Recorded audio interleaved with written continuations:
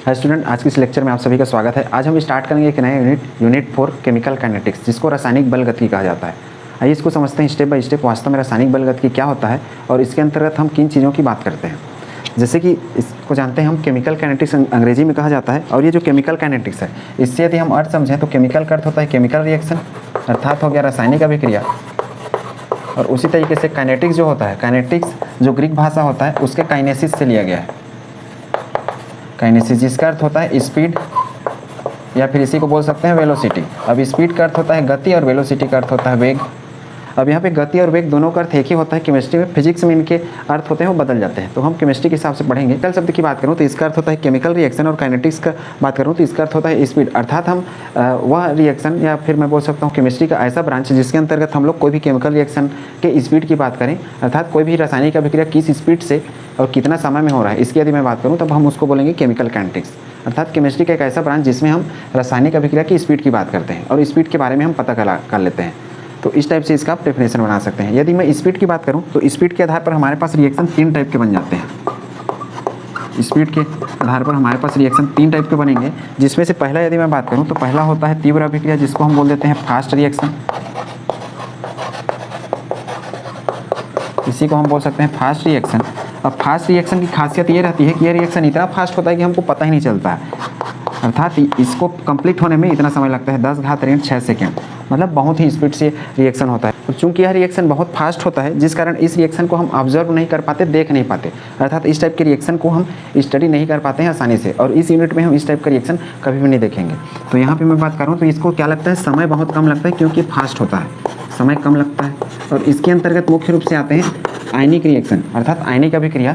उदाहरण की यदि मैं बात करूं आयनिक अभिक्रिया में, तो जैसे मैं उदाहरण लूँ सोडियम क्लोराइड का, और इस सोडियम क्लोराइड को मैं यदि सिल्वर नाइट्रेट के सॉल्यूशन में घोल दूं, तो जो सिल्वर नाइट्रेट है यह क्या बना लेता है, सोडियम क्लोराइड के क्लोरीन से क्रिया करके सिल्वर क्लोराइड बना लेता है, और ये सफ़ेद अवक्षेप बना के तली में बैठ जाता है। और साथ में हमको यहाँ मिलेगा NaNO3। और ये रिएक्शन इतना फास्ट होता है कि जैसे ही ये दोनों आपस कांटेक्ट में आते हैं, एक दूसरे के टच में आते हैं, तुरंत ये इसका पीपीटी अर्थात अवक्षेप बन जाता है और वो भी तली में बैठ जाता है। ठीक, तो ये रिएक्शन इसका एक उदाहरण है और फास्ट होता है। तो इसमें आपको याद रखना है ये चीज़ कि इसको समय लगता है 10⁻⁶ सेकेंड। इसी तरीके से मैं यदि दूसरे रिएक्शन की बात करूँ स्पीड के आधार पर, तो दूसरा रिएक्शन हमारा होता है मंद अभिक्रिया, जिसको मैं बोल सकता हूँ स्लो रिएक्शन। अब स्लो रिएक्शन में यह रिएक्शन इतना स्लो होता है कि आपको इसमें समय बहुत अधिक लगता है, समय बहुत अधिक। अब ये समय बहुत अधिक का अर्थ क्या है, समय बहुत अधिक का अर्थ है कि इसको 1 दिन भी लग सकता है, 1 साल भी लग सकता है, 1 महीना भी लग सकता है, 1 हफ्ते भी लग सकते हैं, और 1 घंटे में भी हो सकता है। तो ये इस टाइप से स्लो अभिक्रिया चलता है। तो इस टाइप का भी जो अभिक्रिया रहता है, इसमें चूंकि समय बहुत अधिक रखता है, तो इस रिएक्शन के सारे कंपोनेंट्स को लिखना या फिर स्टडी करना बहुत कठिन हो जाता है समय अधिक होने के कारण। तो इसके उदाहरण की यदि मैं बात करूं तो इसमें हम लोहे में जंग लगना, या फिर जिसको बोल सकते हैं रस्टिंग ऑफ आयरन, इसको पढ़ते हैं, जिसमें आपको साल, महीने और कई महीने भी लग जाते हैं लोहे में जंग लगने से। यदि मैं तीसरे रिएक्शन की बात करूँ तो तीसरा अपना होता है मध्यम अभिक्रिया। मध्यम अर्थात इन दोनों के बीच स्पीड का रहता है, और इसी टाइप का जो रिएक्शन रहेगा इस यूनिट में हम पढ़ने वाले हैं। इस टाइप की अभिक्रिया की खासियत रहती है कि इसको ना तो बहुत कम समय लगता है और ना ही बहुत अधिक समय लगता है। अर्थात ये 1 मिनट, 2 मिनट, 5 मिनट, 6 मिनट इस टाइप के टाइम में हो जाते हैं। अब चूंकि ये सामान्य एक स्पीड से होते हैं, इस कारण इनको क्या है, हम स्टडी कर सकते हैं और आसानी से इनको आंखों से देख भी सकते हैं कौन सा हमको प्रोडक्ट मिल रहा है किसी भी रिएक्टेंट से, अर्थात किसी भी अभिकारक से कौन सा उत्पाद बनने वाला है, ये चीज़ें हम इसमें देख पाते हैं। और साथ में इसका स्पीड भी हम पता कर लेते हैं, और इस टाइप का रिएक्शन हम इस यूनिट में पढ़ेंगे। मैक्सिमम जो प्रकृति में रिएक्शन होते हैं वो इसी टाइप के रिएक्शन होते हैं, मध्यम टाइप के, और जितने भी लैब में रिएक्शन परफॉर्म किए जाते हैं वो भी लगभग इसी टाइप के होते हैं, मध्यम स्पीड वाले। ठीक, अब इसके उदाहरण की बात करूं तो इसके ढेर सारे उदाहरण हैं। उन्हीं में से एक उदाहरण है, जैसे नाइट्रोजन को मैं हाइड्रोजन से रिएक्शन करा दूं तो इससे अमोनिया गैस बनता है 2NH3। ये हैबर का अमोनिया विधि है, मतलब हैबर के द्वारा अमोनिया बनाने के एक प्रोसेस का उदाहरण है। इसी तरीके से और भी अलग अलग इसके उदाहरण हो सकते हैं। ये एक सैंपल से उदाहरण था। उम्मीद करता हूँ तीनों रिएक्शन आपने सामान्य रूप से समझ लिए होंगे। इसको नोट करिए। फिर हम जो अभिक्रिया के दर होते हैं, अर्थात अभिक्रिया के स्पीड को हम कैसे नापते हैं या कैसे मेजर करते हैं, और साथ में इसका यूनिट क्या होता है, ये चीज़ हम पढ़ेंगे। अब हम पढ़ रहे हैं अभिक्रिया की दर। अभिक्रिया की दर को कहा जाता है रेट ऑफ रिएक्शन, या इसी को वेलोसिटी ऑफ रिएक्शन या फिर स्पीड ऑफ रिएक्शन भी कहा दिया जाता है। अर्थात इसके बहुत सारे नाम हो सकते हैं। इसको संक्षिप्त में यदि हम लिखना चाहें तो इस तरीके से लिख सकते हैं रेट ऑफ रिएक्शन, ROR। उसी तरीके से ये तो रेट हो गया दर के लिए। यदि मैं इसी को अभिक्रिया का वेग बोलूँ तो यहाँ पे मैं बोल सकता हूँ वेलोसिटी ऑफ रिएक्शन। यदि इसी को मैं अभिक्रिया की गति बोलूँ तो यहाँ पे लिखेंगे हम लोग स्पीड ऑफ रिएक्शन। ठीक है, जनरली इसको अभिक्रिया की दर के रूप में रिप्रेजेंट किया जाता है, लेकिन बहुत सारे बुक में अलग अलग नोटेशन दिए रहते हैं, तो उसको आप इस तरीके से समझ सकते हैं। अभिक्रिया की दर की बात करूँ तो दर की बात जब भी होती है तो हम वहाँ पर समय की भी बात करते हैं। तो अभिक्रिया का दर हम किसको बोलेंगे? अभिकारक अर्थात रिएक्टेंट या फिर उत्पाद अर्थात प्रोडक्ट। अभिकारक या उत्पाद के सांद्रता, सांद्रता का अर्थ होता है कंसंट्रेशन। कंसंट्रेशन का अर्थ होता है कि कोई भी हमने सॉल्यूशन ले रखा है या विलियन ले रखा है, उस विलियन के अंतर्गत कितने सॉल्यूट पड़े हुए हैं, अर्थात सॉल्यूट की कितनी मात्रा पड़ी हुई है, उसको हम बोलेंगे उस सॉल्यूशन का कंसंट्रेशन या सांद्रता।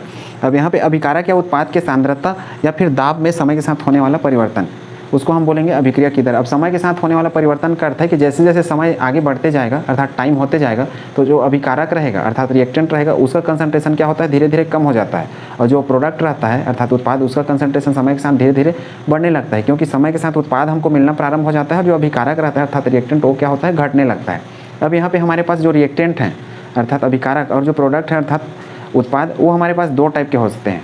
दो टाइप का अर्थ है, यदि मेरे पास रिएक्टेंट या प्रोडक्ट द्रव अवस्था में है तो मैं हमेशा द्रव अवस्था के लिए सांद्रता शब्द का प्रयोग करूंगा। सांद्रता अर्थात कंसंट्रेशन, और सांद्रता शब्द मैं इन दोनों के लिए उपयोग कर सकता हूं, अभिकारक के लिए भी और उत्पाद के लिए भी, अर्थात रिएक्टेंट और प्रोडक्ट दोनों के लिए। उसी तरीके से यदि मेरे पास कोई गैस है, जैसे हाइड्रोजन गैस हो गया, कार्बन डाइऑक्साइड गैस हो गया, यदि मेरे पास कोई अभिकारक या उत्पाद गैस है तो उस गैस के लिए मैं हमेशा दाब का उपयोग करूंगा। दाब अर्थात प्रेशर और सांद्रता अर्थात कंसंट्रेशन, और दाब भी मैं अभिकारक अर्थात रिएक्टेंट और प्रोडक्ट अर्थात उत्पाद इन दोनों के लिए प्रयोग करूंगा। कहने का अर्थ है कि अभिक्रिया की दर का जो डेफिनेशन बनाएंगे या सूत्र बनाएंगे आप दो तरीके से बना सकते हैं। यदि हमको कोई रिएक्टेंट या प्रोडक्ट अर्थात अभिकारक और उत्पाद दोनों हमको द्रवावस्था में मिलते हैं तो हम उसको डेफिनेशन बना सकते हैं अभिकारक या उत्पाद के सांद्रता में समय के साथ होने वाला परिवर्तन। ठीक है, अब देखिए इसमें मैंने दाब को छोड़ रखा है। अब वहीं पे यदि गैस है कोई तो गैस के लिए हम बोलेंगे अभिकारक या उत्पाद अर्थात रिएक्टेंट या प्रोडक्ट के कंसंट्रेशन या फिर बोल सकता हूँ प्रेशर में समय के साथ होने वाला परिवर्तन, क्योंकि गैस रहेगा उसके लिए हम हमेशा प्रेशर लेंगे। तो उम्मीद है चीज़ें आपने समझ ली होंगी। अब इसको यदि मैं एक फार्मूले के रूप में कन्वर्ट करूँ तो हम क्या लिख सकते हैं, अभिक्रिया की दर अर्थात rate of reaction equal to अभिकारक या फिर बोल सकता हूँ उत्पाद की सांद्रता अर्थात कंसंट्रेशन में परिवर्तन या फिर बोल सकता हूँ बदलाव अपान समय में परिवर्तन, क्योंकि समय क्या होगा, रुकेगा नहीं, वो कंटिन्यूस बदलता रहेगा, इसलिए मैं नीचे लिखूंगा समय में परिवर्तन। अर्थात ऊपर वाले जो लाइन है उसको हम इस तरीके से फार्मूला के रूप में कन्वर्ट कर सकते हैं। समय के साथ अभिकारक या उत्पाद की सांद्रता में होने वाला परिवर्तन क्या कहलाएगा, अभिक्रिया की दर कहलाएगा। इस तरीके से आप इसको लिख सकते हैं। अब देखिए ये सांद्रता में परिवर्तन लिखा हूँ, अर्थात ये जो हम सूत्र बनाए रखे हैं रेट ऑफ रिएक्शन का, इसको यदि मैं सामान्य छोटे से नोटेशन के रूप में या संकेत के रूप में लिखूँ तो यहाँ पर मैं लिख सकता हूँ del C upon del T. Del यहाँ पे हमको ये दिखाएगा कि समय हमको ज़्यादा लग रहा है। इसको हम और समझेंगे जब अभिक्रिया के दर के प्रकार पढ़ेंगे, अर्थात ये जो अभी रेट ऑफ रिएक्शन है इसके टाइप्स पढ़ेंगे तो उसमें हम इनका अर्थ समझेंगे, डेल कहाँ लगाना है हमको और डी कहाँ लगाना है। ठीक है, अभी यहाँ पे आप सामान्य रूप से ये समझें कि रेट ऑफ रिएक्शन का ये फार्मूला है जहाँ पे डेल सी क्या है, अभिकारक या उत्पाद की सांद्रता में परिवर्तन है, डेल टी क्या है, समय में परिवर्तन अर्थात टाइम का चेंजेस। ठीक है, अब इसी तरीके से मैं यदि किसी ये तो हो गया हमारा द्रव के लिए डेल सी के रूप में, यदि मैं इसी को गैस के रूप में लूँ तो जो सांद्रता है उसके जगह मैं क्या लिख रहा हूँ, सांद्रता की जगह मुझे लिखना है दाब। देखिए सांद्रता के नीचे गैस के लिए हम लिखेंगे दाब, तो गैस के लिए यदि मैं लिखूँ तो सेम यही चीज़ हम लिख सकते हैं ऊपर, लेकिन ऊपर में हम लिखेंगे डेल पी और नीचे में क्या लिखेंगे डेल टी। डेल पी का अर्थ है कि प्रेशर में समय के साथ परिवर्तन, किसके प्रेशर में, अभिकारक या उत्पाद के प्रेशर में। उम्मीद है चीज़ें आपने समझ ली होंगी। तो इस तरीके से हमको दो फार्मूले मिल जाएंगे। मुख्य रूप से ये फार्मूला आपको बहुत काम आने वाला है। जो ये गैस का प्रेशर वाला है ये बहुत कम उपयोग होगा, लेकिन आपको याद रखना है क्योंकि दोनों टर्म में आपको मिल सकते हैं। ठीक है, अब इस तरीके से यदि मैं इसका यूनिट देखूं अर्थात इकाई, तो इकाई हम बना सकते हैं इकाई रेट ऑफ रिएक्शन का। देखिए सबसे पहले क्या था, सांद्रता, ये ठीक है, ऊपर में हमने लिखा था सांद्रता में परिवर्तन और नीचे में क्या लिखा था, हमने समय लिख रखा था। ठीक, तो सांद्रता का अर्थ होता है द्रव्यमान बटा आयतन। ठीक है, अर्थात मास अपान वॉल्यूम। तो मास को हमेशा लिखा जाता है मोल और वॉल्यूम को लिखा जाता है लीटर में, अर्थात मोल बटा लीटर। ये हमने कहाँ से लाया, ये हमने यहाँ से लाया है। सांद्रता अर्थात कंसंट्रेशन बराबर होता है मास अर्थात द्रव्यमान बटा आयतन, और आयतन होता है लीटर में किसी भी द्रव का। ठीक है, तो उम्मीद है चीज़ें आपने समझ ली होंगी। मोल अर्थात द्रव्यमान, क्योंकि वजन को हम मोल के फॉर्म में नापते हैं केमिस्ट्री में, और आयतन मतलब हो गया लीटर, तो ये सांद्रता के लिए मोल बटा लीटर, और नीचे में क्या हो गया समय, समय को हम हमेशा मापेंगे सेकेंड में, तो SEC इसकी जगह। अब इसको मान लो मैं ऊपर भेज दिया, तो ये क्या हो जाएगा मोल प्रति लीटर, और ये क्या हो जाएगा प्रति सेकेंड। इस तरीके से इसको लिख सकते हैं, या फिर इस तरीके से भी आप लिख सकते हैं, मोल प्रति लीटर को इस तरीके से आवलिक का निशान बना के मोल प्रति लीटर, और ये प्रति सेकेंड। उम्मीद है चीज़ें आपने समझ ली होंगी कि इसका यूनिट क्या है। ये यूनिट आपको याद रखना है, क्योंकि हम रेट कांस्टेंट जब आगे पता करेंगे, दर स्थिरांक जिसको कहा जाता है, तो इसका बहुत ज़रूरत पड़ने वाला है, क्योंकि ये यूनिट बार बार पूछा जाता है। सांद्रता अर्थात कंसंट्रेशन की यूनिट है मोल प्रति लीटर, इस यहाँ से आया मोल अर्थात द्रव्यमान के लिए, और लीटर मतलब हो गया आयतन, इसलिए मोल बटा लीटर, तो यहाँ आ गया मोल प्रति लीटर पर सेकेंड। ठीक, ये हो गया रेट ऑफ रिएक्शन अर्थात अभिक्रिया की दर का एक यूनिट। ये वाला भी आप अंग्रेजी वाला भी याद कर सकते हैं, जिससे आपको बहुत ज़्यादा सुविधा हो जाएगा। अब ये तो था सांद्रता के रूप में, यदि मैं यहीं पे दाब के रूप में लूँ अर्थात प्रेशर के रूप में, मैं क्या लिख सकता हूँ ROR इक्वल टू दाब में परिवर्तन, तो दाब बट्टा क्या हो जाएगा समय, और दाब को हम नापते हैं किससे ATM से, अर्थात वायुमंडलीय दाब अपान सेकेंड, तो ये हमारा यूनिट हो जाएगा ATM प्रति सेकेंड, अर्थात सेकेंड के ऊपर में -1, तो ये हमारे पास हो जाएगा प्रेशर के लिए दूसरा यूनिट। उम्मीद है चीज़ें आपने समझ ली होंगी कैसे ये यूनिट निकाला जाता है। मुख्य रूप से आपको उपयोग होने वाला है ये ऊपर का यूनिट, तो ये ऊपर का यूनिट अच्छे से याद रखें, इसको नोट करिए। फिर हम समझते हैं कि जो अभिक्रिया की दर होती है, या फिर अभिक्रिया का वेग हो गया, या फिर अभिक्रिया का गति, मतलब इसके तीनों नाम हैं, कोई भी आप उपयोग कर सकते हैं। इनके कितने प्रकार होते हैं, उनको रिप्रेजेंट कैसे किया जाता है। जैसे कि मैं यहाँ पे एक तरीका बताया था डेल सी, ये वास्तव में औसत अर्थात एवरेज वेलोसिटी या फिर एवरेज रेट पता करने के लिए डेल का प्रयोग किया जाता है, और कैसे करते हैं ये सब चीज़ हम सीखते हैं इनके उपयोग के साथ।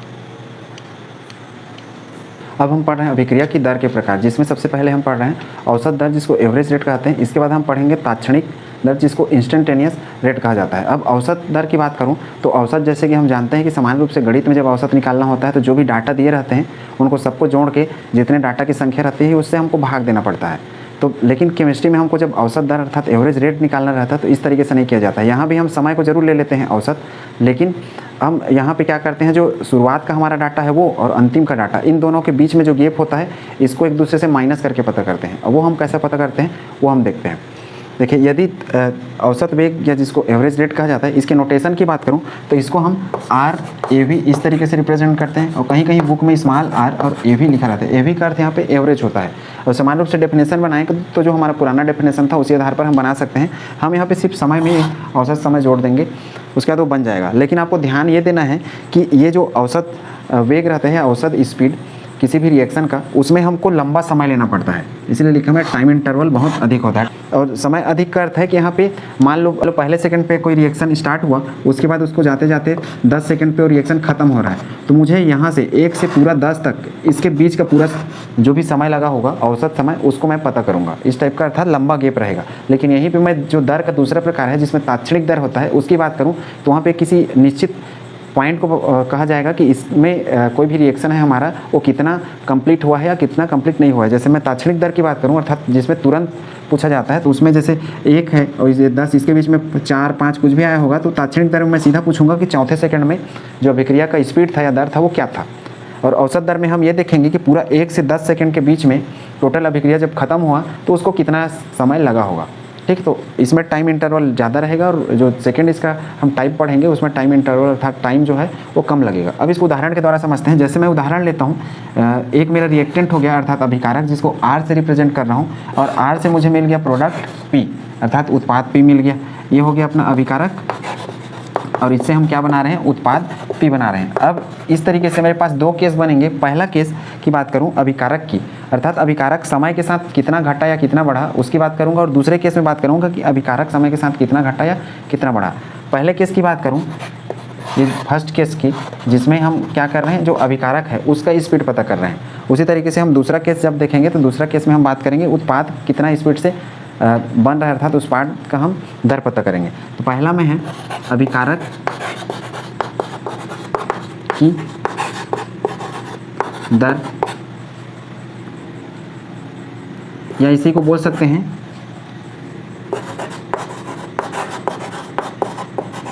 अभिकारक के लुप्त होने का दर, लुप्त होने का दर।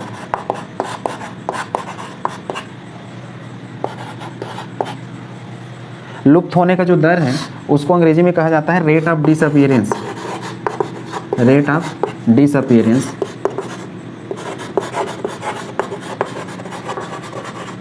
ये इसलिए दोनों चीज़ मैं एक साथ करा रहा हूँ, या तो आपको सिर्फ अभिकारक का दर समझ में आएगा सामान्य रूप से, या फिर दूसरा जो गणित हमको बनाना रहेगा उसमें आपको ये चीज़ मिलेगा, लुप्त हो अभिकारक कितना समय में लुप्त होता है करके, इसलिए दूसरा लाइन आपको यहाँ पे सिर्फ अभिकारक की दर पता करनी है, और वही वास्तव में क्या है, रेट ऑफ डिसअपीयरेंस, अर्थात अभिकारक धीरे धीरे समाप्त होने वाला है, ये है इसका। अब यहाँ पे उदाहरण के द्वारा समझते हैं कि ये जो हमने रिएक्शन लिया R से P बनाया, इसके यदि दर की बात करूँ अर्थात रेट ऑफ रिएक्शन देखूँ किसका, अभिकारक का, तो ये क्या हो जाएगा, इसके लिए R के लिए मैं लिखूँगा del R upon del T। ये डेल R का अर्थ है कि अभिकारक की सांद्रता में परिवर्तन, इसको हम शुरुआत में डेल C लिखा करते थे, डेल C अर्थात सांद्रता में परिवर्तन, तो यहाँ पे चूंकि डेल R लिख रखा हूँ, इसका अर्थ है कि अभिकारक के सांद्रता में परिवर्तन। अब यहाँ पे मैंने डेल इसलिए लिख रखा है क्योंकि डेल यहाँ पे रिप्रेजेंट करेगा इस चीज़ को, औसत वेग को, अर्थात औसत कोई भी चीज़ या अधिक लंबे समय के लिए जब भी दिखाएंगे हम डेल शब्द का प्रयोग करेंगे, ठीक है, ये याद रखना है आपको, औसत वेग में हम डेल शब्द का प्रयोग करेंगे, और जब भी सांद्रता की बात करेंगे तो इस तरीके से आपको ब्रैकेट लगाना है, और ये R का अर्थ होता है अभिकारक की सांद्रता अर्थात इसकी सांद्रता। और हमने डेफिनेशन में क्या लिखा था अभिक्रिया की दर में कि अभिकारक या उत्पाद की सांद्रता में समय के साथ होने वाला परिवर्तन, और ऊपर में लिखा था कि अभिकारक या उत्पाद की सांद्रता अपन समय अंतराल, तो वही चीज़ है अभिकारक की सांद्रता अपन समय अंतराल। चूँकि जो ये अभिकारक रहता है ये समय के साथ घटते जाता है, तो घटते जाता है, इस कारण इसके सामने हम ऋण का निशान भी लगाते हैं। तो इस तरीके से हमको अभिकारक का जो दर रहेगा उसको लिखना पड़ेगा, अभिकारक की सांद्रता में परिवर्तन अपन अभिकारक में जो टाइम लगा अर्थात उसका समय अंतराल। और ये जो डेल है इसका अर्थ है कि लंबा समय लगा और लंबा समय अंतराल। इसको ग्राफ के माध्यम से यदि समझें तो हम इसको ग्राफ के माध्यम से इस तरीके से रिप्रेजेंट कर सकते हैं, और जिससे स्पष्ट समझ में आ जाएगा कि ऋण का निशान क्यों लगाया जाता है। देखिए ये हमारा हो गया अभिकारक अर्थात रिएक्टेंट वाला पूरा साइड, और ये हो गया हमारा जीरो, और ये साइड हो गया हमारा पूरा टाइम का अर्थात जो समय बदल रहा है वो, ठीक। और ये हो गया हमारा अभिकारक का पूरा एरिया अर्थात अभिकारक के सांद्रता में समय के साथ परिवर्तन। हम जानते हैं कि अभिकारक कभी भी जीरो नहीं होता है, अभिकारक मतलब जो हम समान उपयोग कर रहे हैं अभिक्रिया को शुरू कराने के लिए। तो मैं मान लेता हूँ कि अभिकारक मेरा इतना है। अब जैसे जैसे हम अभिक्रिया को शुरू कराते हैं तो समय के साथ क्या होता है, अभिकारक धीरे धीरे घटते जाता है, घटते घटते पूरा एक समय ऐसा भी आता है कि पूरा घट जाता है अर्थात जीरो हो जाता है जैसे जैसे समय आगे जाते जाता है। अब शुरुआत में मैं मान लेता हूँ कि मेरा ये अभिकारक है, इसकी सांद्रता मान लो R1 रही होगी, ये वाला, ठीक है। इस पॉइंट को ले लेता हूँ, ये जब सांद्रता R1 रही होगी तो टाइम भी तो कुछ ना कुछ रहा होगा ना इस समय, तो इस टाइम को मैं मान लेता हूँ T1। अब जब मेरा अभिक्रिया लगभग ख़त्म हो गया तो इस समय मैं मान लेता हूँ इस टाइम में कि अभिकारक की जो सांद्रता है इसको मैं ले लेता हूँ R2, और जो इस टाइम को मैं ले लेता हूँ T2। अब जरूरी नहीं है यही लें, आप दूसरा भी टाइम ले सकते हैं। हम मान रहे हैं कि शुरुआत में टाइम में इतना सांद्रता था अर्थात इतनी मात्रा अभिकारक की थी, और जैसे जैसे समय बदलते गया धीरे धीरे क्या होते गया, खत्म होते गया। खत्म होना को ही हम यहाँ पे डिसअपीयरेंस बोल रहे हैं। डिसअपीयरेंस मतलब गायब होना, लुप्त हो जाना अर्थात समाप्त हो जाना, इसलिए लिखा कि अभिकारक के लुप्त होने का दर या फिर रेट ऑफ डिसअपीयरेंस, ठीक है। उम्मीद है चीज़ आपने समझ लिया होगा। अब देखिए यहाँ पे ये हो गया हमारा अंतिम डाटा अर्थात T2 बाद का समय, और T1 हो गया प्रारंभ का समय। और जब भी हमको इसको बनाना रहता है तो क्या होता है, जो अंतिम समय रहता है यहाँ पे T2 क्या है, अंतिम है। और इसी तरीके से यदि अभिकारक की बात करूँ तो जो R2 है ये भी अंतिम है, ठीक है। इसी तरीके से R1 और जो T1 है ये क्या है, प्रारंभिक अर्थात शुरुआत का आंकड़ा, किसका, अभिकारक का। प्रारंभ में इतने थे R1 और T1 और अंतिम में ये हो गए। अब ये यदि मैं देखूं तो देखिए अंतिम में हमको प्रारंभ को घटाना रहता है, अंतिम माइनस प्रारंभ, जिससे हमको क्या पता चलेगा कि कितना अभिक्रिया कंप्लीट हुआ है या नहीं हुआ है, ये पता चलेगा। तो देखिए अंतिम क्या है, शुरू में R की बात करूं तो मैं लिख सकता हूं R2 माइनस R1, और T की बात करूं तो यहाँ पे क्या लिखूंगा, देखिए R2 अंतिम हो गया और R1 प्रारंभ हो गया। उसी तरीके से T2 माइनस T1 करूँगा, T2 माइनस T1। अब यहाँ पे ध्यान देंगे, देखिए R2 माइनस R1 तो कर दिया, अब दोनों में से कौन अधिक है कौन कम है, इस डाटा से देखना है। देखिए R1 अर्थात इतने हाइट पे है और R2 अर्थात इस हाइट पे है। देखिए ये ज़्यादा ऊंचे पे है ना, ज़्यादा ऊंचे पे का अर्थ समझ रहे हैं, ज़्यादा ऊंचे पे का अर्थ है कि शुरुआत में इसकी मात्रा अधिक थी, लेकिन बाद के समय में क्या है, इसकी मात्रा क्या हो गई, धीरे धीरे समय के साथ कम हो गई, इसलिए इस जगह से ये यहाँ पहुँच गया R2, अर्थात इसमें किसका मान अधिक है, R1 का, ऊपर है इस वजह से, ठीक है। तो इस डाटा में R1 अधिक है किससे, R2 से। उसी तरीके से अब इस आंकड़े में समय की बात करूं तो समय की बात देखिए R1 के लिए T1 समय था अर्थात शुरुआत का कम समय, उसके बाद R2 वाले में समय क्या हो गया, धीरे धीरे बढ़ गया, अर्थात मैं यहाँ क्या बोल सकता हूँ, जो T2 है वो T1 से क्या होगा, हमेशा अधिक होगा। ये T2 और ये T1। इस तरीके से यदि मैं देखूँ तो इस सूत्र में देखिए R1 को अधिक कर दूँ अधिक है भी इसलिए अधिक कर रहे हैं, तो ऋण का निशान अधिक और ऋण का निशान अधिक हो जाएगा तो क्या होगा, मान हमेशा ऋणात्मक में आएगा। नीचे में बात करिए, T2 का मान अधिक और T2 कौन सा है, धनात्मक में, और ये मान अधिक रहेगा तो नीचे का मान क्या आएगा, हमेशा धनात्मक में। तो इस वजह से इसमें क्या होता है, मान ऋणात्मक आता है। ऋणात्मक आने का मुख्य कारण यही है कि समय के साथ जो हमारा अभिकारक रहता है घटते जाता है, इसलिए इसका ग्राफ ऐसा नीचे ढाल बना के आता है। तो उम्मीद करता हूँ ये चीज़ आपने समझ लिया होगा। ये हमारा पहला केस था, इसको नोट करिए। फिर हम इसका सेकंड केस पढ़ते हैं। कौन सा, औसत वेग था उसका सेकंड केस। फर्स्ट केस तो हमने क्या देखा, अभिकारक के लिए देखा, अभिकारक की दर। अब सेकंड केस हम पढ़ रहे हैं उत्पाद की दर। उत्पाद में क्या होगा, इसका ठीक उल्टा हो जाएगा। उत्पाद में हम इस तरीके से केस पढ़ेंगे, उसमें इसका ठीक ऐसे उल्टा हो जाएगा। क्यों, क्योंकि उत्पाद शुरुआत में क्या रहता है, प्रोडक्ट जीरो रहता है। क्यों, क्योंकि जब हम अभिक्रिया शुरू ही नहीं किए रहेंगे तो क्या होगा, हमको कुछ भी नहीं मिला रहेगा। और अभिकारक हमेशा अधिक रहता है। क्यों, क्योंकि जब अभिक्रिया शुरू किए नहीं रहते हैं शुरुआत में, अभिकारक सबसे अधिक रहेगा, इसलिए सबसे अधिक है ये। और समय के साथ ये धीरे धीरे कम हो रहा है। चूंकि ये कम हो रहा है उसी समय क्या होता है, उत्पाद धीरे धीरे बढ़ना स्टार्ट करता है। ठीक, इसको नोट करिए फिर इसको समझते हैं। तो सेकेंड केस हमारा होगा एवरेज रेट का अर्थात औसत वेग का, वो होगा उत्पाद अर्थात प्रोडक्ट का रेट, उत्पाद की दर, या फिर इसी को और क्या बोल सकते हैं, उत्पाद के प्राप्त होने, या फिर इसको क्या बोल सकता हूँ, उत्पन्न होने, प्राप्त होने का दर। प्राप्त होना मतलब मिलना, मिलना का अर्थ होता है अपीयरेंस, अपीयरेंस मतलब दिखाई देना उसी। ठीक, तो इसको हम बोल सकते हैं rate of appearance, rate of appearance. Appearance का अर्थ होता है उत्पन्न होना। अब यहाँ पर देखिए कि जो हमने शुरुआत में क्या लिया था, अभिकारक लिया था, अभिकारक अर्थात रिएक्टेंट, और वो हमेशा क्या रहता है, अधिक रहता है। क्योंकि जब अभिक्रिया हम स्टार्ट नहीं किए रहते हैं तो उस जो भी सामान ले रहे हैं वो हमेशा क्या रहेगा, अधिक रहेगा। इस वजह से ये ग्राफ ऊपर से नीचे की ओर आ रहा है। अर्थात ये धीरे धीरे समय के साथ जैसे रिएक्शन स्टार्ट होता है कम होता है, उसी टाइम पे क्या होगा, ये जो हमारा हमने क्या किया है, आर से जो पी बनाया है अर्थात प्रोडक्ट, अब हम इसकी बात कर रहे हैं, ये हम कर चुके हैं वहाँ पे आर वाले सेक्शन पे। अब उसकी मैं बात करूँ और उसको हम यदि ग्राफ से समझें तो इस तरीके से इसका ग्राफ बनेगा। ये हमारा हो जाएगा डेल पी अर्थात जो प्रोडक्ट रहेगा उसकी सांद्रता, और ये हो जाएगा हमारा समय के साथ टाइम। अब ये हमारा उत्पाद के लिए ग्राफ ऐसे आता है कुछ।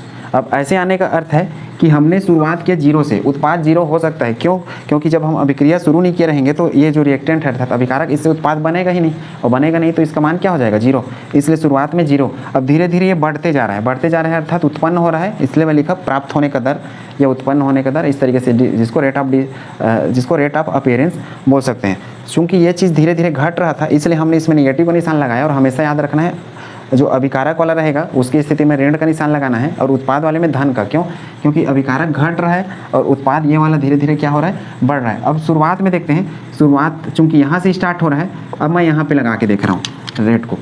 अब देखिए शुरुआत में ये मैं मान लेता हूँ टाइम T1, और इस समय जो उत्पाद था, प्रोडक्ट था, उसको मैं मान लेता हूँ P1। अब धीरे धीरे क्या हो गया, समय मेरा बढ़ता गया, बढ़ते गया तो समय हो गया T2, और इसको मैं मान लेता हूँ P2। ठीक है, अब इन दोनों में देखिए कौन सा मान अधिक दिख रहा है। यहाँ पे ये जो टॉप में है P2 ये अधिक है। ठीक है, अब ये जो P1 है चूंकि ये यहीं पर है इसलिए क्या है, ये कम है। अब यहाँ इसके रेट की बात करूँ तो हम इसको लिख सकते हैं रेट ऑफ रिएक्शन, किसके लिए, उत्पाद के लिए, अर्थात रेट ऑफ अपीयरेंस भी बोल सकते हैं। ये हम इसको लिखेंगे del P by del T। लेकिन इस केस में जब भी उत्पाद का हम दर लिखना स्टार्ट करेंगे, सामने में हम हमेशा प्लस का निशान लगाएंगे। प्लस का निशान इसलिए लगाएंगे क्योंकि ये समय के साथ धीरे धीरे बढ़ रहा है, और ये प्लस का निशान यही बताता है कि इसकी सांद्रता धीरे धीरे बढ़ रही है। माइनस का अर्थ है कि ये धीरे धीरे घट रहा है, इसलिए यहाँ पे माइनस लगाते हैं। अब ये प्लस कैसे आता है, ये देखिए यहाँ पे शुरुआत करते हैं इससे, तो ये हो गया अपना प्रारंभिक, और ये क्या हो गया, अंतिम। और अंतिम में हमको क्या करना है, प्रारंभिक को घटाना है। तो अंतिम की बात करूँ तो देखिए अंतिम मतलब P2 माइनस प्रारंभिक क्या हो गया, P1। और नीचे में देखिए अंतिम कौन सा है, T2 minus T1, same T2 minus T1। अब यहाँ पे देखिए P2 माइनस P1 है। अब इस ग्राफ से समझ सकते हैं P1 क्या है, ये नीचे में है, ये जीरो के ऊपर में अर्थात इस पॉइंट पे, और P2 यहाँ पहुँच गया है, इस यहाँ से मैंने निशान बना के रखा। तो दोनों में से देखिए कौन बड़ा है, P2। और इसमें देखिए P2 जब भी बड़ा होगा और P1 क्या है, P2 की अपेक्षा छोटा है, अर्थात मैं इसमें क्या लिख सकता हूँ, P2 बड़ा और P1 छोटा। और T1 और T2 में देखिए T2 बड़ा और T1 छोटा, T2 बड़ा और क्या है, T1 छोटा है। अब ये बड़ा रहेगा तो इसमें धन का निशान है इसलिए धनात्मक में आएगा, और यहाँ पे देखिए P2 बड़ा है तो ये जब बड़ा रहेगा और ये P1 क्या रहेगा, छोटा रहेगा, तो क्या होगा, जो भी निशान है वो धनात्मक में आएगा। तो इस तरीके से यहाँ पे धनात्मक का हम निशान लगाते हैं, और इसी को कहा जाता है औसत वेग या एवरेज रेट। औसत वेग या एवरेज रेट इसलिए कहा जाता है क्योंकि मैं यहाँ से अर्थात इस टाइम से यहाँ तक जो बीच का गैप है इसको मैं पता कर रहा हूँ कि यहाँ पे कितना अभिक्रिया मेरा संपन्न हुआ है और कितना समय लगा है। चूँकि इस टाइम और इस टाइम के बीच में गैप बहुत बड़ा है, तो इस बहुत बड़े गैप को मैं पता कर रहा हूँ, इसलिए इसको मैं बोल रहा हूँ औसत। अब मान लो यहीं पे मैं सिर्फ एक ही जगह को पता कर लेता, इसी T1 को या फिर एक T2 को, तब मैं इसको बोलता तात्क्षणिक, क्योंकि मैं पर्टिकुलर एक बिंदु को पता करूँगा वहाँ पे 1 सेकंड के लिए या 2 सेकंड के लिए। यहाँ पर भी हम ये सबको औसत बोल रहे हैं। औसत इसलिए क्योंकि मैं यहाँ से पूरा यहाँ तक का, अर्थात टाइम की बात करूँ तो इस टाइम से T1 से पूरा T2 इतना जो गैप बच रहा है ना, इस गैप में कितना मेरा जो अभिकारक है वो घट गया है और कितना समय में घटा है, इसकी मैं बात कर रहा हूँ। अर्थात इसको पता कर रहा हूँ कितना स्पीड से घटा और कितना टाइम में घटा।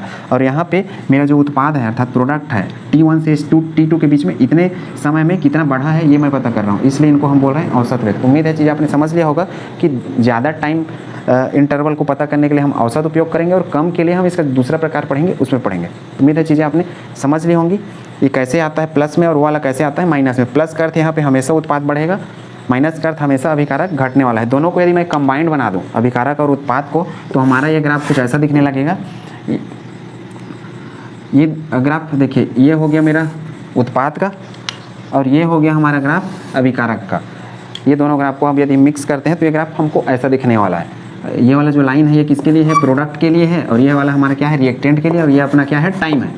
ठीक है, और इधर क्या लिख देता हूँ मैं, इधर मैं लिख दूंगा सांद्रता। इन दोनों को मिक्स करने पर अर्थात इनके कंसंट्रेशन को ये दिखाता है। ये रिएक्टेंट को घट रहा है करके दिखाएगा, प्रोडक्ट को बढ़ रहा है करके दिखाएगा, और ये हो गया अपना जीरो।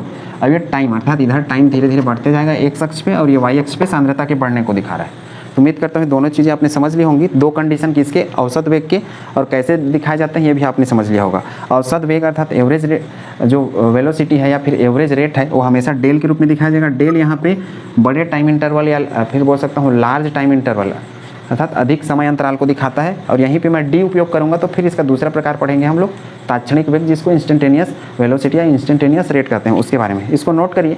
फिर हम इसका दूसरा प्रकार पढ़ते हैं, किसका, अभिक्रिया की दर के प्रकार का। ये तो पहला था अपना, पहले का दो कंडीशन था। फर्स्ट कंडीशन हमने अभिकारक के लिए पढ़ा, कैसे लिखेंगे रेट। सेकेंड कंडीशन हमने पढ़ा उत्पाद के लिए कैसे लिखेंगे रेट। अब उसी तरीके से हम फिर सेकेंड प्रकार पढ़ने वाले हैं, अभिक्रिया की दर के प्रकार। ठीक, नोट करिए। तात्क्षणिक दर या इसी को कहा जाता है तत्कालिक दर, जिसको इंस्टेंटेनियस रेट कहते हैं। जैसे कि इसके नाम से पता चल रहा होगा कि यह तुरंत किसी पर्टिकुलर समय या सेकंड के लिए जब हम किसी भी अभिकारक या उत्पाद का दर पता करें अर्थात रेट पता करेंगे कि कोई भी जो प्रोडक्ट है या रिएक्टेंट है वो कितना कम हुआ है या फिर कितना बढ़ा है, तब हम उसको बोलेंगे तात्कालिक दर या तात्क्षणिक दर।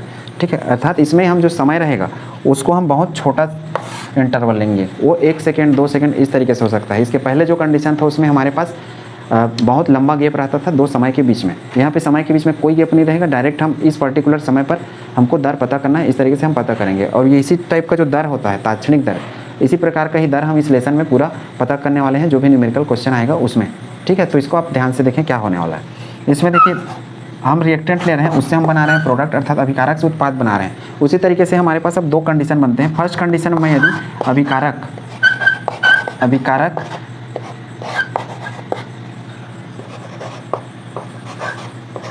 की दर, या फिर मैं बोल सकता हूँ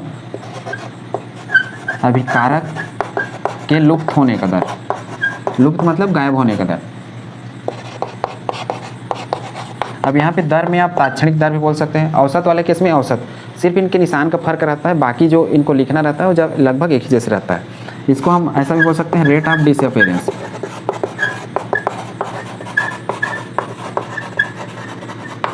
अब रेट ऑफ डिसअपियरेंस, इस लाइन को जरूर याद रखें, ये आपको इसका गणित बनाने में मदद करेगा, क्योंकि इससे संबंधित जो क्वेश्चन है ये बोर्ड एग्जाम में सामान्य रूप से पूछे जाते हैं सीधे डेफिनेशन के फॉर्म में, लेकिन आजकल का थोड़ा ट्रेंड बदला है, इसमें आपकी गणित भी बनता है क्वेश्चन, वो आपको सीखने हैं इसके बेस पे। ठीक है, अब देखिए अभिकारक की दर या फिर अभिकारक के लुप्त होने का दर, इसको यदि हम लिखें तो rate of reaction same equal to, अब देखिए मैं इस रिएक्टेंट की बात कर रहा हूँ और इसी के गायब होने का दर लिख रहा हूँ, तो यहाँ पे हम उसके पहले जो डेल लिखते थे इसके जगह हम यहाँ पे लिखेंगे डी, और यहाँ पे मैं लिख दूंगा आर, और इस तरीके से ब्रैकेट लगाऊंगा और यहाँ लिख दूंगा नीचे डी टी। और हमने वहाँ पे क्या लिखा था, ऋण का निशान लिखा था, तो इस तरीके से यहाँ भी हम क्या लिखेंगे, ऋण का निशान। क्यों, क्योंकि ये समय के साथ घटता है, इस वजह से। ठीक है, अब इसको आप ऐसा समझ सकते हैं कि जब हम खाना पकाते हैं तो उसमें चावल लेते हैं, चावल रहता है कच्चा, लेकिन जैसे जैसे खाना पकना स्टार्ट होता है चावल क्या होता है, पकने लगता है, और कच्चा जो चावल रहता है उनकी संख्या क्या होने लगती है, समय के साथ घटने लगती है। बस उसी तरीके से जो अपना अभिकारक रहता है समय के साथ क्या होता है, धीरे धीरे जब अभिक्रिया शुरुआत हो जाती है, प्रारंभ हो जाती है, तो इसकी मात्रा घटने लगती है, कम होने लगती है, और ये जो उत्पाद है वो उसकी मात्रा बढ़ने लगती है। ठीक है, बिल्कुल चावल के पकने की तरह पका हुआ चावल समय के साथ बढ़ने लगता है, और जो कच्चा चावल रहता है उसकी मात्रा धीरे धीरे क्या होती है, घटने लगती है उसी तरीके से। तो ये अपना रेट हो गया। इसमें आपको ध्यान रखना है, ये जो डी है, ये डी इस यहाँ रिप्रेजेंट करेगा तात्क्षणिक दर, और ये जो स्मॉल डी है ये बताएगा कि जो भी ये दर आप निकाल रहे हैं ये बहुत कम समय के लिए है, थोड़े से समय अंतराल के लिए, अर्थात अति सूक्ष्म समय के लिए जब भी हम दर निकालें, चाहे किसी का भी अभिकारक का या उत्पाद का, तो हम उस टाइप के दर को क्या बोलेंगे, तात्क्षणिक दर, और यही रिएक्शन में उपयोग किए जाते हैं मैक्सिमम। ठीक है, अब इसको मैं यदि सामान्य ग्राफ के माध्यम से देखूं तो ग्राफ भी इसका सेम पहले की तरह ही आएगा। इस तरीके से हम ग्राफ बनाएंगे, और ये हो गया अपना सामान्य ग्राफ, ये अपना नीचे dt, और इस तरफ क्या लिखूंगा, dr, क्योंकि r मतलब हो गया रिएक्टेंट। अब शुरुआत का देखिए, यहाँ प्रारंभ है, इसको मैं मान लेता हूँ r1, और ये इसको टच करेगा, इसको मैं मान लेता हूँ T2। नेक्स्ट जो अपना लाइन है इसको मैं मान लेता हूँ T2, ये वाला सॉरी T1 है, ये T2, और इसको मैं मान लेता हूँ R2।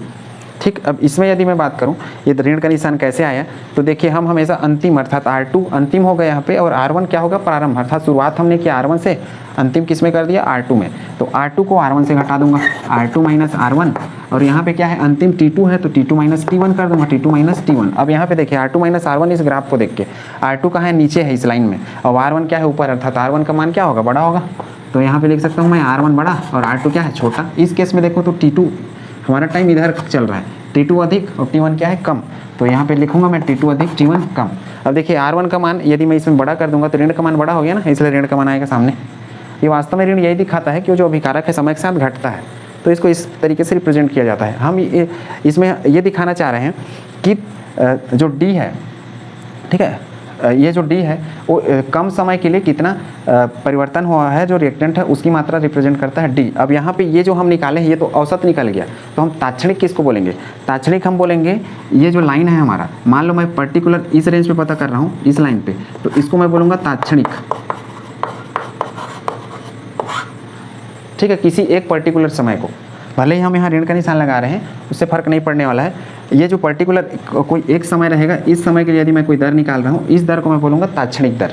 ठीक है, अभी तक हम क्या करते थे, यहाँ से यहाँ तक की इंटरवल को निकालते थे, अब हम छोटे छोटे दर को निकालना स्टार्ट करेंगे।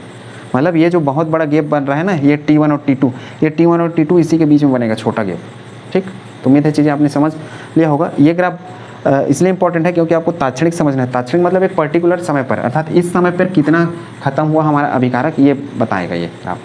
ठीक है, इसको नोट करिए। फिर हम इसका दूसरा केस है उत्पाद वाला, वो समझते हैं कि उसमें कैसे बढ़ेगा और कैसे हम तात्क्षणिक दर उसमें लिखेंगे। यहाँ नोटेशन बहुत इंपॉर्टेंट है, ये वाले जो डी और डी टी के रूप में हमने लिख रखा है।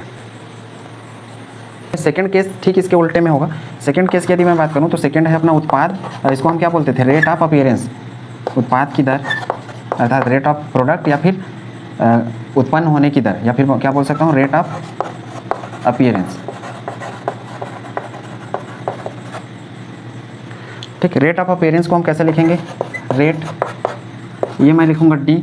अब चूंकि मैं इसकी बात कर रहा हूँ प्रोडक्ट की, तो समय के साथ क्या होता है, ये बढ़ता है, मैं यहाँ पे लिखूंगा P अपॉन dt, और यहाँ सामने लिखा दूंगा प्लस का निशान, इसके पहले में हमने माइनस का निशान लगा हुआ था।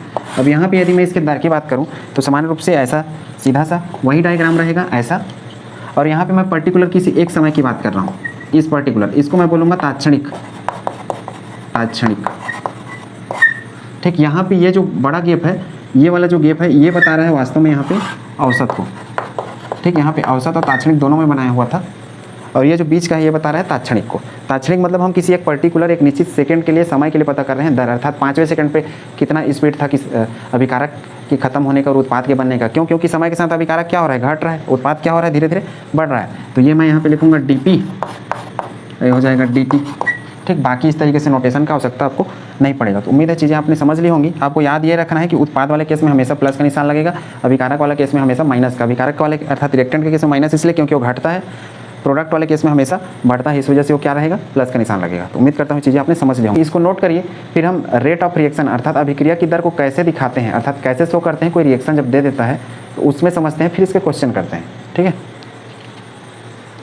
अब हम सीख रहे हैं अभिक्रिया की दर अर्थात रेट ऑफ रिएक्शन को कैसे एक्सप्रेस करते हैं न्यूमेरिकल के रूप में, क्योंकि ये गणित बनाने में आपको मदद करेगा और इसी के बेस पे आपको एवरेज रेट और तात्क्षणिक जो रेट होता है, जिसको इंस्टेंटेनियस रेट कहते हैं, ये आप डिफाइन कर पाएंगे। तो साथ में इसी पे बेस्ड जो भी न्यूमेरिकल क्वेश्चन आते हैं वो आसानी से बना पाएंगे। जैसे कि मैं पहला रिएक्शन ले रखा हूँ, इसमें यदि हमको रेट ऑफ रिएक्शन लिखना रहे, चाहे किसी के लिए भी, ये वाला पोर्शन हो गया रिएक्टेंट का अर्थात अभिकारक का, ये वाला पूरा पोर्शन हो गया प्रोडक्ट का, तो किसी के लिए भी यदि मुझे रेट ऑफ रिएक्शन निकालना है ROR, तो मैं सीधा से लिखूंगा इक्वल टू, अब देखिए ये वाला जो पोर्शन है इसके लिए मुझे मान लो औसत वाला बनाना है, तो औसत बनाऊंगा तो हमेशा मुझे क्या करना है, डेल का निशान लगाऊंगा, उसके बाद लिखूंगा N2O5 इस तरीके से बड़े ब्रैकेट में, उसके नीचे डेल का निशान और ये साथ में लिख दूंगा डेल टी, और ये जो 2 है इस 2 को मैं नीचे कर दूंगा, चूंकि ये नीचे है ऊपर में कुछ नहीं है तो मैं मान के चलूंगा ये 1 है। और हम ये जानते हैं कि जो अभिकारक है वो समय के साथ क्या होता है, घटते जाता है, कम होते जाता है, इसलिए मैं यहाँ पे क्या लिखा दूंगा, ऋण का निशान लगा दूंगा। कहने का बात ये है कि जो सामने लिखा रहता है अंक, इसको बोलते हैं स्टोइकियोमेट्रिक कोफिशिएंट अर्थात स्टोइकियोमेट्रिक गुणांक बोलते हैं। मतलब सामान्य ये समझ सकते हैं कि जो सामने जो संख्या रहता है उसको आपको हमेशा हर के रूप में लिखना है नीचे। अब चूंकि ये 2/1 के रूप में है, 2 है मतलब ये वही यही है ना 2/1 के रूप में, तो उसको हम 1/2 लिखेंगे इस तरीके से। ये वास्तव में क्या बताता है, ये हमको ये बताता है कि इस अभिक्रिया में पूरे ये जो N2O5 है वो 2 गुना स्पीड से घट रहा है इनकी अपेक्षा, ये हमको रिप्रेजेंट करता है, ठीक है, क्योंकि नीचे में है टाइम के साथ गुणा, इसलिए ये यही बता रहा है कि यह 2 गुना स्पीड से घट रहा है और ये 4 गुना स्पीड से बन रहा है और 1 गुना स्पीड से बन रहा है। अब इसकी यदि मैं बात करूं, आगे जो प्रोडक्ट है इनको हम अलग अलग भी यहाँ लिख सकते हैं और साथ में भी लिख सकते हैं, ऐसा इसका होलसेल नियम है। अर्थात उत्पाद का पूछे तो उत्पाद का अलग से बना सकते हो, उत्पाद का यदि पूछे तो उत्पाद का आप अलग से बना सकते हो, रिएक्टेंट का पूछे तो रिएक्टेंट का आप अलग से बना सकते हो, यदि नहीं पूछे तो सबको एक साथ लिख सकते हैं। इक्वल टू, देखिए अब इसकी बारी, ये क्या है, हमारा उत्पाद वाला पोर्शन है और सब में क्या निशान लगा रहता था, धन का, तो मैं लिखूंगा धन का निशान और सीधा से लिखूंगा इस तरीके से डेल, क्योंकि मैं औसत निकाल रहा हूँ इसलिए NO2 अपॉन डेल टी, और देखिए ये क्या है 4, तो मैं नीचे लिख दूंगा 4 और ऊपर लिख दूंगा 1/4। ये क्या बताता है वास्तव में, ये इसलिए ये बता रहा है कि ये 4 गुना स्पीड से बन रहा है और ये 2 गुना स्पीड से घट रहा है, ठीक। और इसी तरीके से मैं यदि इसकी बात करूँ तो ये हम इसमें भी हम इसी तरीके से प्लस का निशान लगाएंगे डेल, और ये रख दूंगा मैं O2 अपॉन डेल टी, और चूंकि कुछ भी नहीं है तो मैं मान के चलूँगा उसके साथ 1 है, अर्थात ये 1 गुना स्पीड से बन रहा है। और ये सारी चीज़ें एक बराबर है, एक बराबर इसलिए ऐसा लिखा जाता है क्योंकि जिस समय ये 2 गुना स्पीड से घट रहा था उसी समय ये 4 गुना स्पीड से बढ़ रहा था और ये उसी समय 1 गुना स्पीड से बन रहा था, ठीक है, अर्थात 4 गुना स्पीड से ये बन रहा था और 1 गुना स्पीड से ये बन रहा था और उसी टाइम ये घटने वाला था। अब इसी को मैं मुझे यदि इंस्टेंटेनियस अर्थात तात्क्षणिक दर के रूप में लिखना हो, ये तो औसत दर के रूप में था, जनरली हम पूरे यूनिट में इसी डेल के रूप में रिप्रेजेंट करेंगे मैक्सिमम टाइम, तो इससे फर्क नहीं पड़ेगा आप डेल लिखें या डी लिखें। यदि स्पष्ट लिखा है तात्क्षणिक तो डी शब्द उपयोग करेंगे डेल की जगह, और कुछ नहीं लिखा है तो मैक्सिमम टाइम आप डेल का उपयोग कर सकते हैं। ये कौन सा था, ये था अपना औसत के रूप में यदि दिखा रहे हैं, तो यदि मुझे इसी को तात्क्षणिक के रूप में दिखाना रहेगा तो सीधा से सब कुछ यही रहेगा, कोई फर्क नहीं पड़ने वाला है, माइनस का माइनस ना, डेल की जगह मैं सिर्फ डी रिप्रेजेंट करूंगा N2O5, और ये इस तरीके से डी के जगह सॉरी डेल की जगह क्या करूंगा डी टी। इसी तरीके से इनको भी कर लेना है प्लस 1/4, और ये नीचे क्या है dt, और ये ऊपर डी और ये NO2 ये ब्रैकेट के अंदर इक्वल टू ये हो जाएगा प्लस, ये कर दूंगा मैं DO2।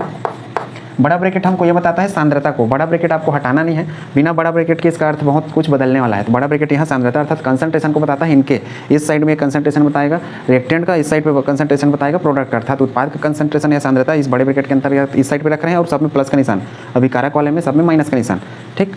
और जो भी यहाँ सामने है उसको हम नीचे बटा के रूप में अर्थात अपान के रूप में लिख रहे हैं किसमें, हर वाले पोर्शन पे, और इसको हमको लिखना है dt। इसी तरीके से आप इनका भी कर सकते हैं। जैसे इसमें देखिए ये वाले केस में मुझे रेट ऑफ रिएक्शन यदि लिखना हो तो क्या करूँगा मैं, अब मैं सिर्फ बाकी सब के लिए एवरेज वाला निकाल रहा हूँ डेल वाले फॉर्म में, आप इस तरीके से इनको कन्वर्ट कर सकते हैं, ठीक। इस वाले केस में यदि मुझे करना है तो मैं क्या लिखूँगा डेल SO2 बड़े ब्रैकेट के अंदर और इधर डेल टी, कुछ नहीं है तो कुछ लिखने की आवश्यकता ही नहीं है, सिर्फ हमको ये लगाना है, चूंकि ये वाला पोर्शन क्या है पूरा अभिकारक है इसलिए हमको सामने ऋण का निशान लगाना है, ये ध्यान देना है, इक्वल टू माइनस, अब देखिए 1/2 है तो यहाँ देखिए 2/1 था तो मैंने इसको 1/2 कर दिया, 1/2 है तो इसको मैं क्या कर दूंगा ऊपर में 2 रखूंगा और यहाँ डेल का निशान और ये क्या रख दूंगा O2 अपॉन डेल टी। तो उम्मीद है चीज़ें आपने समझ ली होंगी कैसे करना है, ठीक। ये 1/2 था तो हमने ऐसा कर दिया 2/1 के रूप में पलट दिया, अर्थात नीचे था उसको ऊपर कर दिया और इसे ऊपर रहेगा उसको हमको नीचे करना है, ठीक।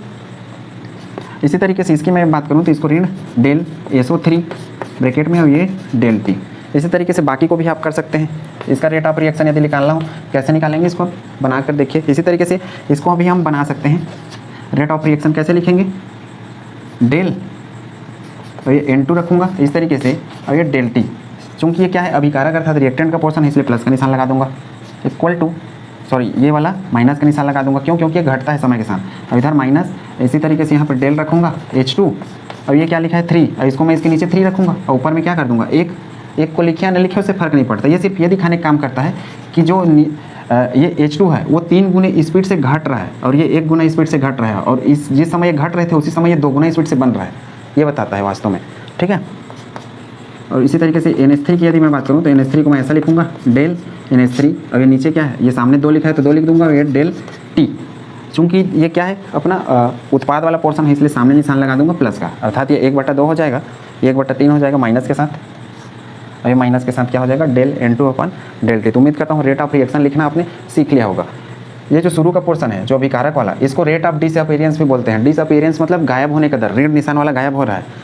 प्लस वाले को रेट ऑफ अपीयरेंस बोलते हैं, अर्थात उत्पन्न होने का या प्राप्त होने का दर भी इसको कहा जाता है, जिसको हमने शुरुआत में पढ़ा था औसत और तात्क्षणिक वेग में। तो इसको आप याद रखें, जितने भी प्लस हैं इसका अर्थ है कि उत्पन्न होने का दर, जितने भी माइनस है इसका अर्थ है कि लुप्त होने का, अर्थात गायब होने का। तो इसको बोल रहे हैं रेट ऑफ डिसअपीयरेंस इनके लिए, और इसको रेट ऑफ अपीयरेंस, अर्थात आपको रेट ऑफ रिएक्शन की जगह रेट ऑफ डिसअपीयरेंस देता है, अर्थात वो अभिकारक पूछ रहा है आपसे लुप्त होने का दर। यदि रेट ऑफ अपीयरेंस पूछ रहा है अर्थात वो उत्पाद का दर पूछ रहा है। ठीक है, तो आप याद रखें इन चीज़ों को, इसको नोट करिए, फिर इससे संबंधित हम क्वेश्चन करते हैं कि कैसे क्वेश्चन इससे क्या पूछे जाते हैं। अभी तक जो हमने पढ़ा उससे संबंधित क्वेश्चन इस तरीके से पूछे जाते हैं, इनको हम अटेम्प्ट करते हैं। मतलब ये क्वेश्चन थोड़े एडवांस लेवल के हैं, लेकिन इस टाइप के क्वेश्चन पूछे जाते हैं जो आपके बुक में भी कुछ कुछ दिए गए हैं। पहला वाला क्वेश्चन बहुत ईजी है, उसको उससे बनाना स्टार्ट करते हैं। देखिए सबसे पहले क्या है, H2 + I2 उसे 2H चाहिए, अर्थात हाइड्रोजन आयोडाइड बना दिया, इक्विलिब्रियम वाला है, अर्थात दोनों तरफ रिएक्शन हो रहा है तो उससे फर्क नहीं पड़ेगा, हमको रिएक्शन पे ध्यान नहीं देना है। के लिए अभिक्रिया का तात्क्षणिक दर, जैसे देखिए स्पेशली इसमें तात्क्षणिक दर दे रखा है, तात्क्षणिक अर्थात इंस्टेंटेनियस, अर्थात मुझे यहाँ पे डी लगाना ही पड़ेगा रेट ऑफ रिएक्शन जब भी लिखूंगा।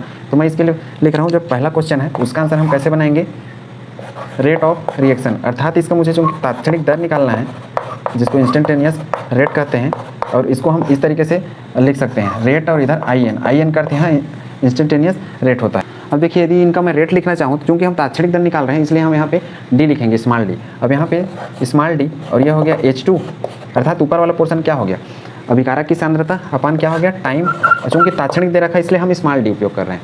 और औसत बोलता तो डेल, और कुछ भी नहीं बोलता, सिर्फ दर निकालना है तो वहाँ पर छूट रहता है, आप डेल लिखो या डी लिखो। ठीक है, तो अब देखिए ये वाला क्या था अभिकारक, और हम जानते हैं अभिकारक समय के साथ क्या होता है, रिएक्टेंट कम होता है, इसलिए मैं लिखूंगा माइनस का निशान, और इधर इक्वल टू I2 है तो इसको लिखूंगा डी ब्रैकेट के अंदर I2, अर्थात इसका कंसंट्रेशन बताता है जो बड़ा ब्रैकेट है, और ये dt, और इधर भी क्या लिखूंगा मैं माइनस का निशान, और इसके बाद इक्वल टू फिर करूंगा 2HI है तो मैं इधर लिख देता हूँ HI अपन क्या लिख दूँ dt, HI क्या है बड़ा ब्रैकेट में रहेगा, ये सामने डी लिखूंगा। अब देखिए 2 लिखा था इसके सामने, अब 2 लिखा है तो मैं पहले ही बताया जो वहाँ लिखा रहेगा इसको स्टोइकियोमेट्रिक कोएफिशिएंट बोलते हैं या स्टोइकियोमेट्रिक गुणांक बोलते हैं, अर्थात एक प्रकार से संख्या होता है जो कि ये कितना स्पीड से चलेगा ये बताता है, और साथ में इसके कितने मोल है ये भी बताता है। तो जो मोल रहेंगे इसको हमेशा मेरे को नीचे करना है इस तरीके से, चूंकि वो प्रोडक्ट का पोर्शन था उत्पाद का, इसलिए मैं हमेशा क्या रखूंगा प्लस का निशान। और ये जो 2 है इसको मैं 1/2 के रूप में भी लिख सकता हूँ, क्यों, क्योंकि ऊपर कुछ नहीं है, अर्थात मैं 1 मान के चलूँगा, 1/2 के रूप में है तो ऊपर में हम इस तरीके से भी लिख सकते हैं 1/2 के रूप में। तो उम्मीद है ये आपने समझ लिया होगा कैसे लिखना है।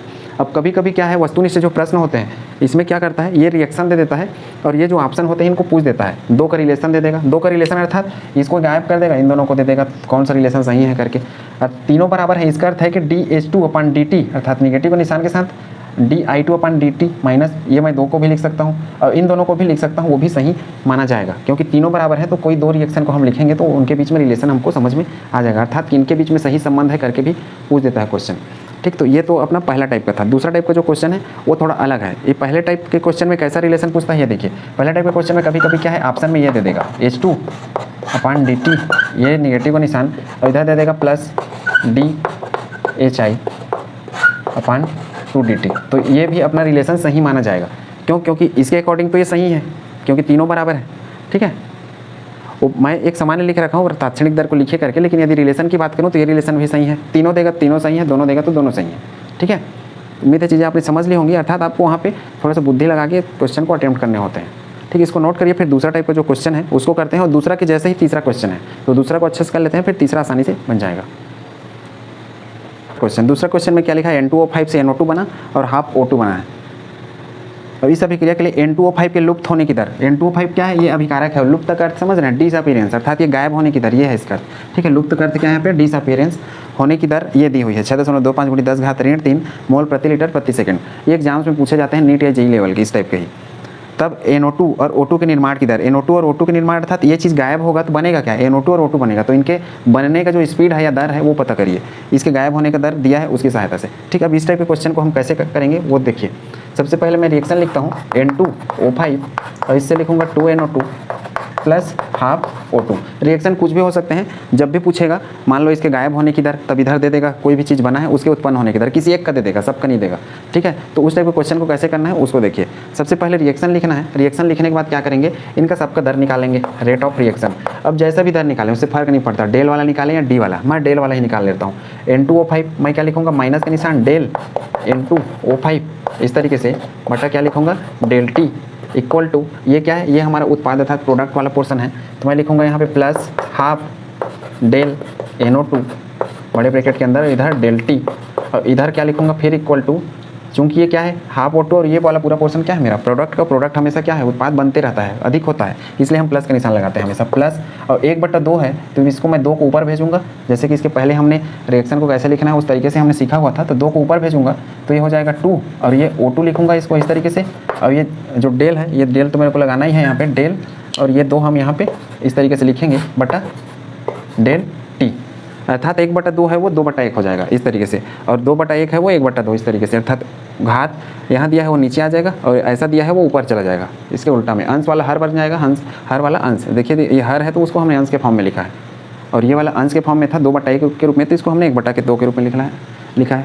ये क्या बताता है, आपको पहले ही बताया जा चुका है, ये बताता है कि ये जब घट रहा था 1 गुना की स्पीड से कुछ नहीं है, तो उसी समय ये 2 गुना स्पीड से बन रहा था और ये 1 गुना स्पीड से बन रहा था, ये है।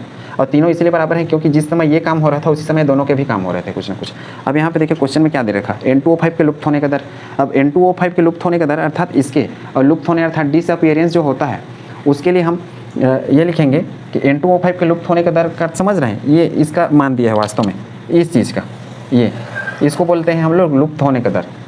ठीक, ये जो डेल है इसके को इंक्लूड करके, और वैसी बनने का दर रहेगा वो हम इसको पूरा बोलेंगे। जो अपना कोफिशिएंट रहता है वो साथ में क्या होता है, छूट जाता है एक प्रकार से, और ये वाला हमारा बनने का दर है, इसके साथ भी देखिए कोफिशिएंट छूट गया है। अब इसका मान दे रखा है N2O5 अपन डेल टी का, अर्थात डेल N2O5 और डेल टी का ये वाला मान दे रखा है, तो इसको जो दे रखा है उसको हम लिख लेते हैं N2O5 अपन क्या है डेल टी इक्वल टू क्या दिया है 6.25 गुणा 10⁻³ (3). ठीक, इस मान को मैं थोड़ा देर के लिए मान लेता हूँ, ये पूरे मान को x, ठीक है x मान लेता हूँ, ये वाला जो पूरा मान है इसको मैं मान लेता हूँ थोड़ा देर के लिए y, और इस पूरे मान को मैं मान लेता हूँ थोड़ा देर के लिए z। इस तरीके से मानना है तभी आपका क्वेश्चन बन पाएगा। अब ऐसा मानने के बाद ये इक्वेशन मेरे को कैसे दिखने लगेगा, देखिए ये जो इक्वेशन है ये मेरे को दिखने लगेगा ROR इक्वल टू, देखिए माइनस, और ये क्या हो जाएगा, पूरा मैंने इसको x मान लिया है तो ये हो जाएगा -x इक्वल टू, देखिए इक्वल टू का निशान प्लस 1/2, और इस पूरे पोर्शन को मैंने क्या माना है y, तो मैं लिखूंगा y इक्वल टू, ये देखिए इस पूरे पोर्शन को मैंने क्या माना है z, तो मैं लिखूंगा प्लस, ये प्लस का निशान और 2 तो था ही, और क्या मान लिया है मैंने यहाँ पे इसको z मान रखा है। ठीक, तो उम्मीद है चीज़ आपने समझ ली होंगी। अब देखिए यहाँ पे हमको क्या पता करना है, NO2 और O2, NO2 ये था अर्थात y मुझे पता करना है, और क्या पता करना है, ये चीज़ पता करना है, और O2 अर्थात ये Z वाला ये मान पता करना है। ऐसा लिखने से क्या है गड़बड़ दिखता है, इसलिए हमने उसको छोटा कर लिया है। आपको किस चीज़ को x y z मानना है आप समझ गए होंगे, ये जो अंक रहेंगे इनको छोड़ के बाकी जो पोर्शन बच रहे हैं उनको x y z मानना है। किसी को भी आप कुछ मान सकते हैं x y z a b c d ऐसा अपनी सुविधा के अनुसार। अब देखिए ये मान दे रखा है मेरे को x वाला मान, ठीक है x अर्थात इसका मान, जिस ये N2O5 है ना इसको हमने x मान रखा है, ये मान मेरे को दे रखा है। अब इसको यदि मुझे ज्ञात करना है NO2 को, तो इसके और इसके बीच में रिलेशन क्या होता है, देखिए -x इक्वल टू क्या हो गया +12y, y मतलब NO2 की क्या है, NO2 का बनने का दर अर्थात उत्पन्न होने का दर, क्यों, क्योंकि ये तो उत्पाद है ना इसलिए इसके बनने का दर, इसको अपीयरेंस बोलते हैं, रेट ऑफ अपीयरेंस, ठीक है, और इधर को रेट ऑफ डिसअपीयरेंस बोलते हैं, गायब होने का दर, इसलिए लुप्त होने का दर ये। अब ये मान दे रखा है तो मैं लिखूंगा -x वाला मान कौन सा है, ये x हमने माना है इस वाले पूरा पोर्शन को, इसको हमने मान रखा है x, और ये मान कितना दिया है 6.25, तो यहाँ पे मैं लिखूंगा ऋण 6.25 गुणा 10⁻³ और इधर क्या लिखूंगा 1/2y। अब यहाँ पे ध्यान आपको ये देना है कि ये जो माइनस या फिर ये जो प्लस का मान है, ये प्लस और माइनस के मान को आगे नहीं लेना है। प्लस और माइनस के मान सिर्फ आपको यहाँ पे ये बताते हैं कि जो प्लस वाला है, ये माइनस वाला है, ये आपका अभिकारक वाला पोर्शन है और प्लस वाला पोर्शन क्या है, उत्पाद का पोर्शन है। तो इस तरीके से इस मान को मैं, जो माइनस है और प्लस है, इसको मैं परमानेंट गायब कर दे रहा हूँ इस तरीके से, ठीक है। अब देखिए इनके बीच में रिलेशन क्या हो गया, इस 6.25 गुणा 10 घात ऋण 3, तिर्यक गुणा कर लो, गुणा 2, इससे क्या आ जाएगा, y का मान आ जाएगा। ये लगभग इसके करीब आएगा। देखिए 6.25 गुणा 2 करूँगा तो 5 दूनी 10 हो जाएगा, ये 6 दूनी 12, मतलब 1.25 गुणा, यहाँ का 0 हटेगा तो ये बन जाएगा 10 घात ऋण 2, ये y का मान आएगा। ठीक, निशान कौन से हटाने हैं आप समझ गए होंगे। ये निशान आप शुरू से भी हटा सकते थे यहाँ से, ठीक है, उससे फर्क नहीं पड़ेगा। ये निशान हमको सिर्फ ये दिखाते हैं कि ये जो x जिसको हमने मान रखा है, ये वास्तव में एक घटने वाला चीज़ है, अभिकारक को दिखा रहा है, प्लस वाला ये सब उत्पाद को दिखा रहा है। तो ये निशान आपको आगे नहीं ले जाना है। तो उम्मीद करता हूँ ये आपने समझ लिया होगा। NO2 जो हमको निकालना था, ये हमारा उसका आंसर है 1.25 गुणा 10 घात ऋण 2, और यूनिट क्या हो जाएगा, वही मोल प्रति लीटर प्रति सेकंड, ये वाला यूनिट सेम इस तरीके से। अब इसी तरीके से हम O2 का निकाल रहे हैं। O2 का कैसे निकालेंगे, देखिए O2 को हमने क्या माना है, Z, और इसके साथ अब चूंकि हम ये y वाला तो मान निकाल चुके हैं, इसके साथ भी हम इसको सीधा निकाल सकते हैं। y का मान क्या आ गया, 1.25 गुणा 10 घात ऋण 2, इसके साथ भी इसका रिलेशन करके निकाल सकते हैं, और नहीं निकालना रहेगा तो हम इसके साथ डायरेक्ट रिलेशन करके निकालेंगे। x का मान क्या है, देखिए 6.25, ये हम किसके लिए निकाल रहे हैं, O2 के लिए निकाल रहे हैं। ठीक, ये वाला जो निकला पूरा, ये जो y जिसको हमने माना है वो है NO2 का मान, अर्थात NO2 का दर इतना रहेगा और O2 का दर हम निकाल रहे हैं इसी की सहायता से। 6.25 गुणा 10 घात ऋण 3 बराबर, अर्थात ये x, ये कैसा है रिलेशन वास्तव में, x बराबर ये 2z है ऐसा, ठीक है। 2z अर्थात ये देखिए x निशान में पहले ही हटा दिया, माइनस और प्लस वाला, अब ये हो गया 2z, ठीक, ये है z वास्तव में, और 2 और ये हो गया z। 2 को मैं इसके नीचे ले आऊँ, 6.25 गुणा 10 घात ऋण 3 बटा 2, और इधर क्या आ जाएगा, मेरा z का मान आ जाएगा। z क्या है, O2 है। कैसे आ जाएगा, देखिए 2 तिया 6, 2 एकम 2, 2 दूनी 4,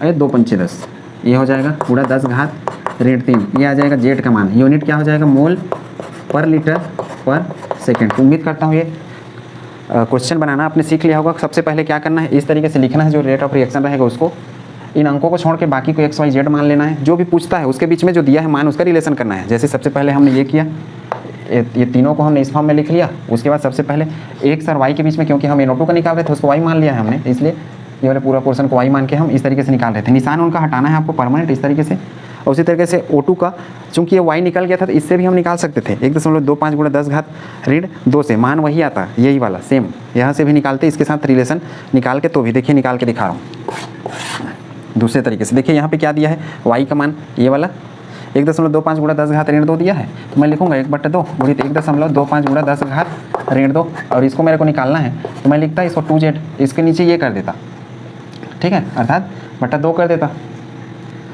कर देता इसके नीचे, तो ये क्या हो जाता, यह 1.25 और गुणा 10 घात ऋण 2, और इसके नीचे बटा 2 है और भी बटा 2 कर दो, तो ये क्या हो जाएगा गुणा, फिर इधर से गुणा कर देंगे तो यही वाला मान आ जाएगा। इस तरीके से आप दोनों तरीके से निकाल सकते हैं। जो दिया है उससे निकालना ज़्यादा सरल है इसकी अपेक्षा, ठीक है। तो इस तरीके से जब यहाँ से निकालेंगे तो भी यही मान आएगा, इसके और इसके बीच में रिलेशन इस तरीके से करके निकालेंगे तो भी यही मान आएगा। इसको नोट करिए। फिर हम तीसरा वाला क्वेश्चन करते हैं जो कि सेम दूसरे की तरह है।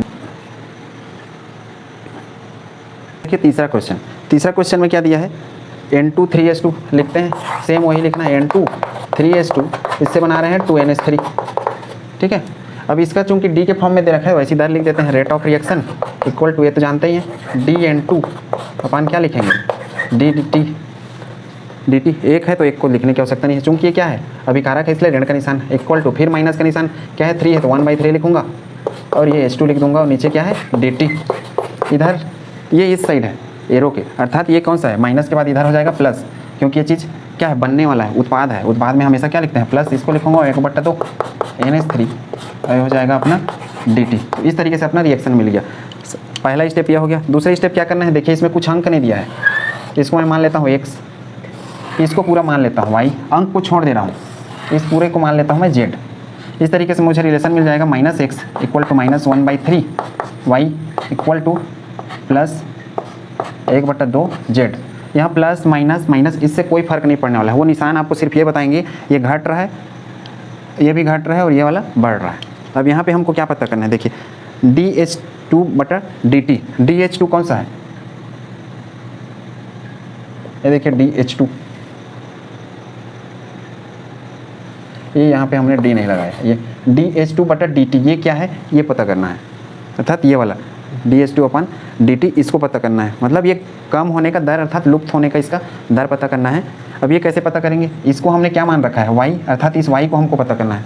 इसको रेट ऑफ डिसअपीयरेंस बोलते हैं, जिसको मैं गोला कर रखा हूँ, ये ऋण वाला, और धन वाला को रेट ऑफ अपीयरेंस अर्थात उत्पन्न होने का दर, उत्पन्न मतलब उत्पाद बन रहा है, गायब हो रहा है मतलब अभिकारक। ठीक, तो इसको याद रखें, ऐसे ही क्वेश्चन पूछे जाते हैं पेपर में।